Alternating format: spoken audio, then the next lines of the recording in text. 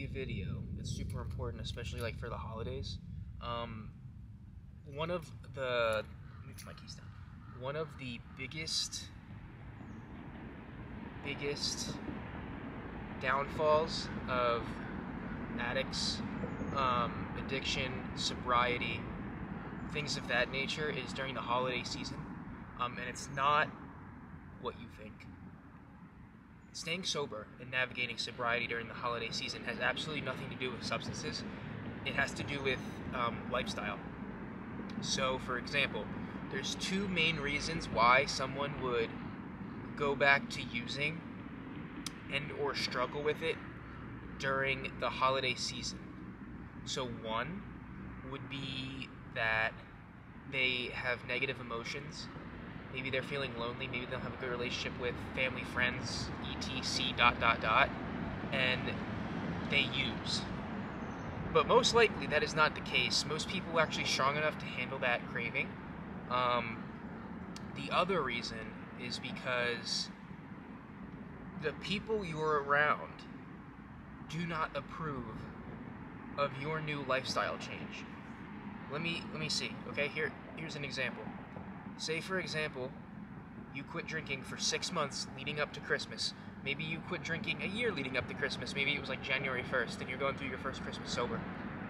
If you drank, used, partaked in a lifestyle that people saw you partake in and you made a change, those people do not like that change you made. It's not that they don't like you, it's they don't like the change that you made. So, since they don't like the change that you made, they're going to try to bash you into submission in terms of their choices. It's the same thing as maybe you decided to get sober, get a new job, move to a new place, and then you come back home. This is a very common aspect. You come back home, you didn't tell people yet, and they don't believe you. Like, you go to a party and, I don't drink anymore. What do you mean you don't drink anymore? Like, they don't think you're serious. That's another big reason why a lot of people, when they continue to quit drinking, or maybe they try to change their lifestyle a little bit in terms of that aspect, would be that people who have seen them live a prior lifestyle, using, drinking, partying, and they make a positive change in their life to flip that, and maybe, probably, most likely, their life has gotten better. A lot of people aren't going to like that. Most people, I honestly think that most people are going to probably be happy for you. Most people are going to be proud of you. But if you hang around some type of people, there's going to be a couple of people that are not going to like this at all. It's the same exact people that you go to a party and you quit drinking, and they ask you 3 or 4 times to drink with them. Like, yo man, I don't drink anymore, man. Thank you, I appreciate that. Oh, dude, you're no fun. Nah, man, I don't drink anymore. I've been sober. I don't drink anymore. Oh, come on, dude. You could just have one. I don't recommend going after people personally, but one thing that you can do during the holiday season, especially with friends and family who don't get it, I go by the 3-strike rule. If they cross the line of 3 strikes, you could personally insult anything they do with their lives. Or with their lives. Because it's just out of control. If you have to ask someone 3 or 4 times why you don't drink, they obviously don't like you. And you can literally say whatever you want. I really do believe in this rule. This might get me fucking in trouble. But I think that nothing is off the line when it comes to your sobriety. There is nothing more important than that. And if someone tries to cross that line and cross that boundary, you could say whatever they want to them just to make it clear. So, for example, maybe your uncle or something, or maybe like a cousin or like an ex like party friend or something like that, they come up to you like 3 times. during a holiday party. Yo, dude, I miss the old you. Dude, you're no fun anymore.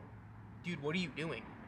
And if they go off that line like 3, 4, 5 times, this is a good thing to say to them first. Say, why do you want me to drink? So I can end up like you?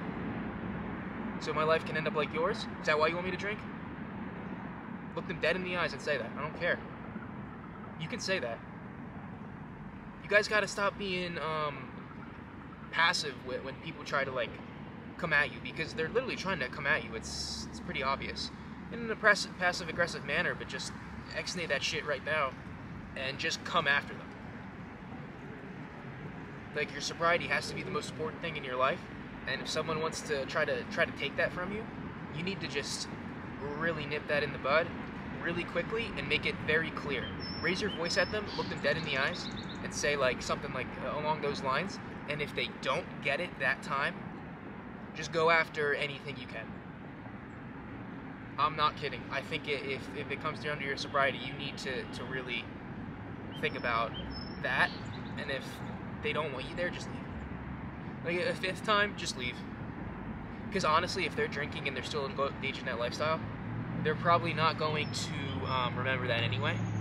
But you need to make sure that boundary is strong and not let anyone mess with it. Because that's how that evil seeps in. You know, that's how that evil trickles into your life if you're not serious about it. You know, if you leave that door open for people, people are going to barge right in. If you say, not tonight, or if you try to make up that, like, a lot of people say, I'm not drinking tonight. Well, they're probably going to see you again, and then what are you going to say? It's good. I think it's a good exit plan for, like, an immediate response. But long term, if you want to make a commitment, you need to be completely clear with what you want to do and how you want to portray that commitment, especially when it comes to things like this, because it is life or death, like I said before. But yeah, this video is super important because it really has nothing to do with like navigating sobriety during the holidays, or like navigating you know, like, I can't go to this party because I can't drink, it's not going to be fun. No, it has nothing to do with that. Most likely, it's going to have, the problems are going to arise with other people barging in or judging or questioning your new lifestyle. They're questioning your new way of living. They're questioning how you operate on a daily basis. They're questioning how you go about your life. Because maybe I'm not crazy, but you're probably thinking the same thing right now. Maybe they need to make a change, and they keep avoiding it, and avoiding it, and avoiding it. And you are a reflection of what they cannot do. Instead of facing reality, they're escaping reality. And people who escape reality do not mesh with people who face reality. You get it? Instead of escaping, you're facing. Instead of escaping, you're facing. Say it with me. Escaping, facing. People who escape tend to not like to be around people who face. Does everyone who drinks alcohol or do drugs escape reality? Absolutely not. But if someone is questioning your sobriety, if someone has something wrong with it, there's probably a red flag there that they're probably escaping because you're throwing up a mirror to themselves. So, I think it's super important to hold your boundaries strong. I think it's super also important to go to these events if you can. If you know it's not going to be an extreme, you know what I'm like, those types of events where it's like, this isn't like really an event. This is just where people get fucked up. Go, have fun, but make your boundaries clear. And if you realize during the point of the night where it's just people are beyond repair, obviously that's not a place you want to be, just leave. Usually I go by the 2.5 hour rule. The parties that I've been to, you can tell, like, you get to the party, you begin like meeting people and stuff. Around that 2.5 hour mark is when, people start to get not competent in life and that's no reason to be there anymore. Especially when it's like most of the people there, it's like, my time's up, I gotta leave, boom, I'll go. Always make sure you have an exit plan before you go to an event. Always make sure you have specific responses of looking people dead in the eye and saying, like, this is how I'm living my life now. If you don't like it, you can leave. Or if they feel uncomfortable with you drinking, you offer to leave. You obviously don't want to be in a place that you're not wanted. That's another important thing. So, yep, it's going to be a tough... I feel like it's going to be a tough couple of weeks for people who are newly sober. Maybe they made the decision on December 1st. Maybe they made the decision in October, and they just kept it going, and they want to see how far they can go with it. These are the types of things that you're going to face, but if you're prepared, you're concise, and you know exactly what you're doing, you'll be fine. You'll be fine. And like I said, if someone keeps prodding at you, and you can tell the difference between someone who's curious and someone who is passive-aggressively insulting you. I believe that nothing is off limits when it comes to people trying to passive-aggressively insult your lifestyle of sobriety. Go push a T on them. That's my motto. Go push a T on them. Look them dead in the eyes, say anything you want. I'm not kidding. I really do believe that. So, if they cross that line, they need to be put in their place. So, that's all for the video today. I feel like it's an important one, especially with the holidays coming up. So, yep, that bull out. Feeling more and more comfortable with the camera. I'm gonna get a new video series tomorrow. It's gonna be kind of like a general kind of thing. But yeah, I appreciate the support if anyone reaches out to me. I have my Instagram in the bio. If you ever need some advice, some tips, some tricks, just holla at the boy. You know what I mean? Just holla at the boy. I've been at this for 3.5 years. Like I said, 3.5 years. I know what I'm doing. Let's go. Oh.